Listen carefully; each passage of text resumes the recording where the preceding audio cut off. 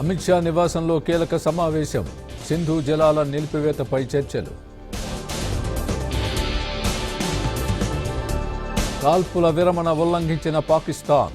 కశ్మీర్లో పర్యటిస్తున్న army chief.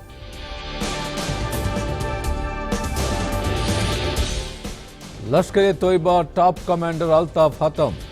బందీపురాలో కొనసాగుతోన్న ఎన్కౌంటర్. టెర్రరిస్టులు కాదు, స్వాతంత్ర్య సమర యోధులు. పాక్ ఉప ప్రధాని వ్యాఖ్యలపై నిరసనలు. ఢిల్లీలో ఏపీ సీఎం చంద్రబాబు ప్రధాని మోదీతో సమావేశం.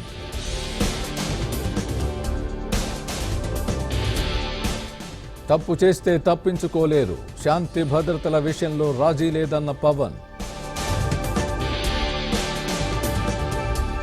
హైదరాబాద్లో భారత్ సమ్మిట్. కాసేపట్లో డిక్లరేషన్ విడుదల చేయనున్న సీఎం రేవంత్. బోరుగడ్డ అనిల్కి సుప్రీంకోర్టులో చొక్కెదురు. మధ్యంతర బెయిల్ నిరాకరించిన సుప్రీంకోర్టు.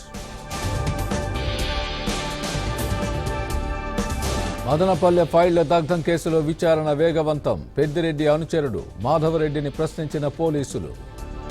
మేడ్చల్ వీబీఐటీ కాలేజీలో ఉద్రిక్తత. వార్డెన్ అమ్మాయిల వీడియోలు తీస్తున్నట్లు ఆందోళన.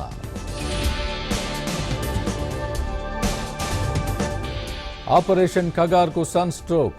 కర్రగుట్టలో 40 మంది జవాన్లకు అనారోగ్యం.